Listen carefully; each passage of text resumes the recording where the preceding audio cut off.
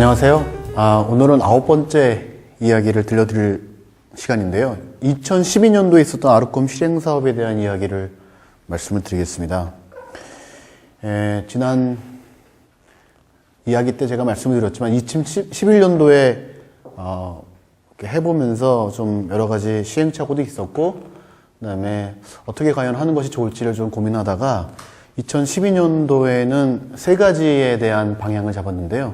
그 중에 첫 번째는 사회공헌과의 통합입니다.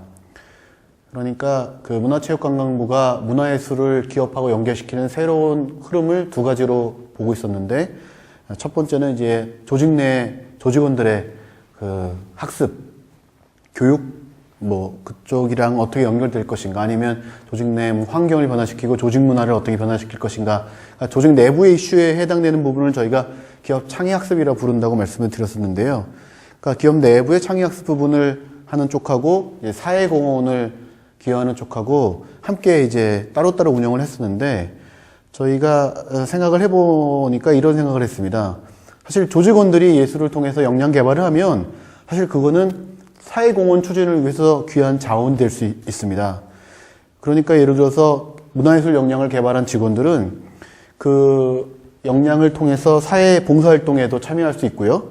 그 다음에 이제 그 스스로 이게 변화가 일어나고 새로운 관점을 갖고 있고 하면 조직 문화도 변화가 될 수 있을 뿐더러 그것을 통해서 결국 궁극적으로는 조직의 서비스와 제품 개발에 영향을 주는 것이 사실은 목표가 될 수 있기 때문에 그 예술적인 어떤 내용성을 갖고 가치를 갖고 있는 서비스와 제품 개발까지 이어진다면 사실은 그것이 곧 사회공헌이다라고 볼 수 있을 것 같습니다. 그래서 기업창의학습하고 사회공헌을 갖다가 따로따로 운영하는 것이 아니라 함께 좀 해봤으면 좋겠다는 생각을 문화체육관광부에서 해주셨고, 저희도 그 생각에 동의했기 때문에 그러면 우리가 기업창의학습하고 사회공헌이 동시에 일어나는 모델을 한번 만들어 봅시다 하는 게 2012년도에 저희의 어떤 목표가 됐었고요. 그래서 창의학습하고 사회공헌이 유기적으로 통합되는 것에 대한 어떤 가능성을 좀 실험해보고 싶었습니다. 두 번째, 이게 이제 2011년도 저희가 많이 느꼈던 부분인데, 아무리 예술단체가 이걸 하고 싶고 예술가가 하고 싶다 하더라도 조직 내에 내부적인 이런 자생 그룹들, 이런 걸 하고 싶어 하는 추진 어떤 그 니드들이 없으면 이게 단기적인 어떤 만남으로 끝나고 장기적으로 될 수 없다는 것을 배운 것이 사실 2011년도 저희가 가장 많이 배운 그 중요한 사항이 되겠습니다. 그래서 사실은 물론 이제 기업이 실험적으로 한번 단기적으로 한번 해보겠다, 한 번의 경험을 하는 것도 중요하지만 사실은 이제 저희 같은 경우에 자원이 충분하지 않고 주어진 예산하고 역량들이 제한되기 때문에 이왕이면 기업 내부의 자발적이고 자생적인 참여 그룹이 지원했을 경우에 하는 것이 낫겠다. 그런데 이분들이 지원했을 때 그 자생적인 니드를 파악을 했을 때 과연 그 기업에서 문화예술이 우리 기업에 지금 도입되는 것이 필요하다는 것에 대한 그 좀 냉철한 판단하고 그 인식이 좀 저희가 보기에도 동의가 될 수 있어야지만 하는 것이 좋겠다는 생각이 했고요. 그럴 경우에 이제 저희 아르콤하고 그 기업의 내 자생적인 그룹하고 함께 공동 창조를 했을 경우 의미 있는 성과가 날 수 있다는 생각을 했습니다. 그리고 그 의미 있는 성과라는 것은 아까 말씀드린 것처럼 기업 창의학습뿐만 아니라 사회공헌을 동시에 할 수 있는, 여기까지 한번 가보는 거를 한번 시도해보자 하는 것이 2012년도에 추진 방향이 됐습니다. 그래서 이걸 통해서 결국 궁극적으로 하고 싶었던 바람은 문화예술 기획자가 사실 필요한데요. 기업 문화예술 기획자라는 좀 특화된 기획자 그룹이 등장할 수 있을 거라고 봤고요.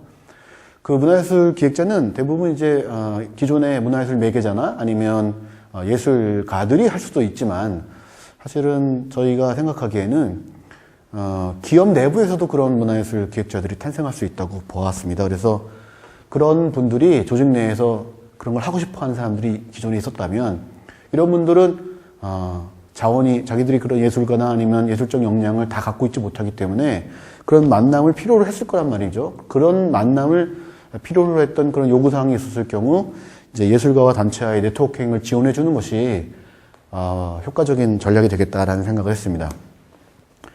세 번째는 저희가 2011년도에 했던 프로그램들을 보면 1박 2일 프로그램도 있었지만 뭐 장기 프로그램도 있었지만 대부분 조직 내에서 일어나는 게 아니었습니다. 조직 바깥에서 일어나는. 그러니까 뭐 1박 2일 어디 간다거나 아니면 장기적으로 교육 프로그램 때문에 운영되는 것이지 그것이 조직의 일상은 아니죠. 조직의 일상이라는 거는 회사에 출근해서 뭐 휴식 시간도 있고 점심 시간도 있고 이런 모든 어떤 시간적 개념하고 공간으로도 회의실도 있고 복도도 있고 휴게실도 있고 이렇게 공간들이 조직에 많은데 그런 것들을 다 문화예술하고 만날 수 있지 않을까.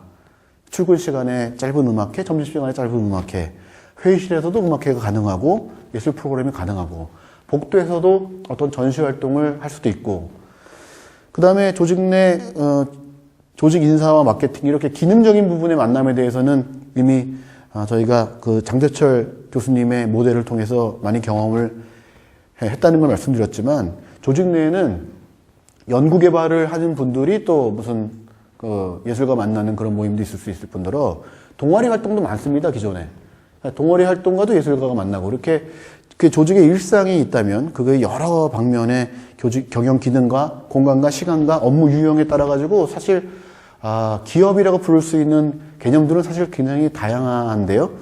그것들이 좀 예술과 결합을 시켜보는 모델을 만들어 보자. 문화예술 교육뿐만 아니라 조직의 일상과 시간, 업무 유형에 이렇게 스며들게 하자. 이게 2012년도의 방향이었습니다. 이런 방향을 저희가 갖게 된 거는 우선 미디어가 발달을 했기 때문에 예술에 대한 접촉이 더 활발해질 수 있는 환경도 있는 동시에 생활예술의 부상에 대한 그 어떤 시대적 환경을 저게 받아들인 것도 있습니다. 생활예술은 다른 게 아니라 일상의 삶과 예술을 결합시키자 이런 운동으로 저는 보고 있고요. 그렇다면 기업의 일상과도 예술이 만날 수 있는 가능성이 많지 않을까라는 생각을 했습니다. 그래서 크게 이런 세 가지 방향을 갖고 한 것인데요. 2011년보다는 저희가 좀 진화했다는 것은 2011년도에는 많은 다양한 만남, 다양하게 만나게 하자는 게 목표였다면 어떻게 보면 그 목표도 중요한 목표인데 2012년도에는 저희도 좀 약간 좀 목표를 갖고 집중하게 된 거죠. 자생적인 니드를 갖고 있고 통합할 수 있고 사회공헌하고 그 다음에 조직의 일상의 다양한 부분을 만나게 하는 이것이 저희가 좀 집중할 수 있는 영역이라고 생각을 해서 그쪽으로 좀 포커싱을 맞췄습니다. 그리고 뭐 그 1박 2일 이런 프로그램보다는 한 기업의 목표를 가졌으면 장기적으로 한 1년 동안 쭉 같이 할 수 있는 그런 모델 쪽으로 더 관심을 갖게 된 것입니다. 그래서 첫 번째 저희랑 같이 프로젝트를 하게 된 기업은 다음 커뮤니케이션입니다. 다음 커뮤니케이션은 제가 1995년도에 이 회사에 있었던 경험도 있고요. 그래서 이 회사의 이제 초기 멤버들하고의 어떤 네트워크가 있었습니다. 그랬는데 우연한 어떤 모임에 가서 그 다음 임원들하고 같이 자리를 하게 됐는데 그때 제가 하는 프로젝트를 설명을 드렸더니만 그 당시에 이제 부사장이었던 다음 임원이 굉장히 관심을 표명해서 그러면 관련되는 이제 그 매니저들하고 좀 미팅을 가져주겠다고 해가지고 연결을 시켜줬습니다. 그래서 봄에 그 관련 팀장들을 만나서 저희가 하는 프로젝트를 설명을 했더니 굉장히 그 반응이 좀 즉각적으로 왔습니다. 그 이유는 뭐냐면 다음이라는 회사가 갖고 있는 그 조직의 미션이 세상을 즐겁게 변화시키는 기업이고요.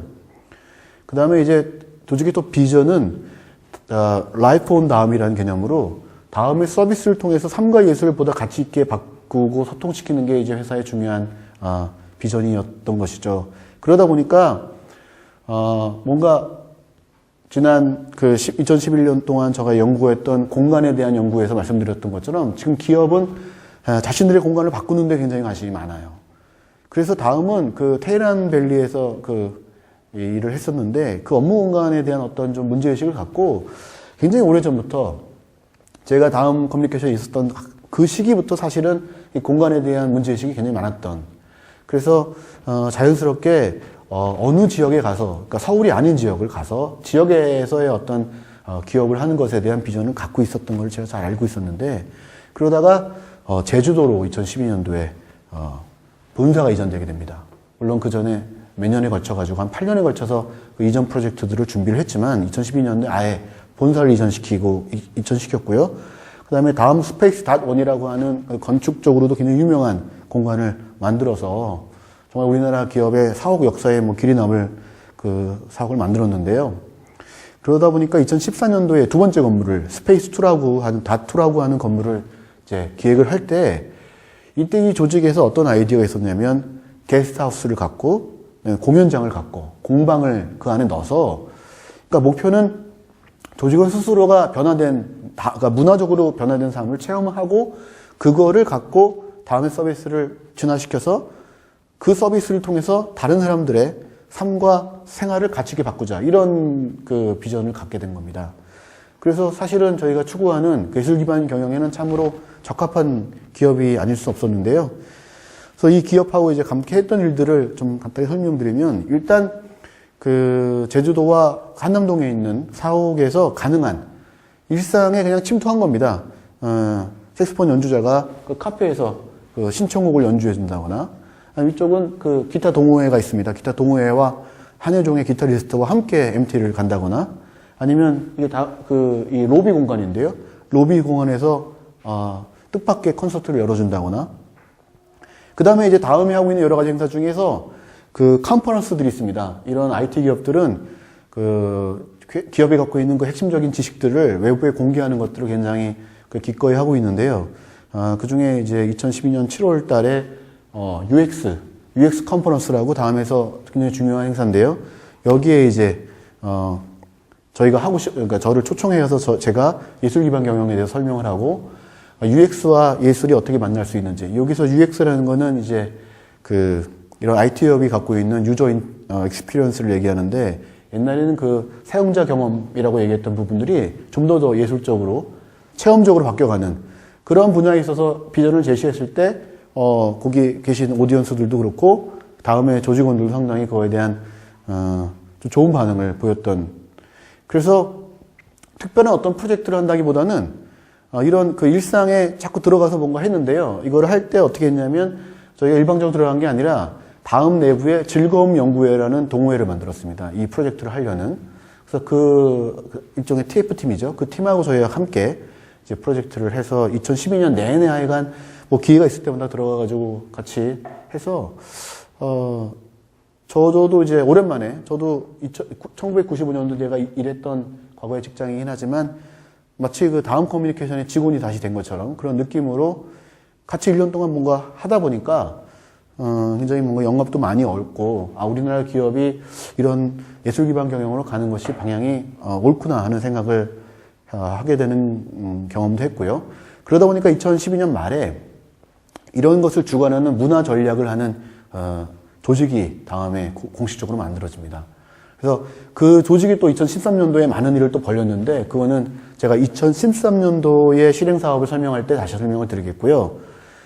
다음 커뮤니케이션의 예를 설명드릴 때 느끼셨겠지만 2011년도 했던 그런 좀 단기적이고 뭐 이렇게 순간적인 만남이 아니라 조직 내부의 내부적인 그 비전하고 미션하고 완전히 결합된 그 기업이 원래 하고자 하는 방향하고 결합된 만남이 있었기 때문에 좀 즐거웠고 그다음에 좀 보람도 있었던 그런 일이었습니다. 이것이 다음 커뮤니케이션의 좀 사례를 간략하게 설명을 드린 거고요. 자세한 내용들은 좀 다음 커뮤니케이션에 대한 사례 논문을 쓰고 있기 때문에 그거를 그 논문을 활용하시면 더 자세한 내용을 볼 수 있을 것 같습니다.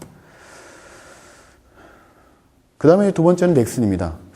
넥슨은 2011년도에도 저희랑 프로젝트를 했죠.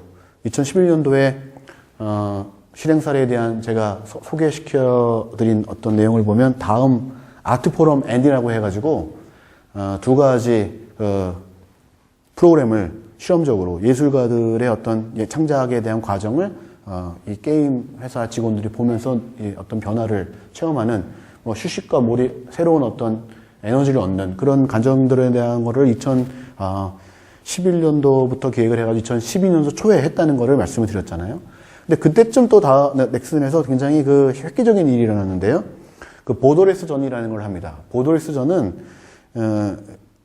이 창업자였던 창업자인 김정주 그 대표의 그 한국예술종합학교 전문사 졸업 논문입니다. 이거는 이제 어떻게 된 거냐면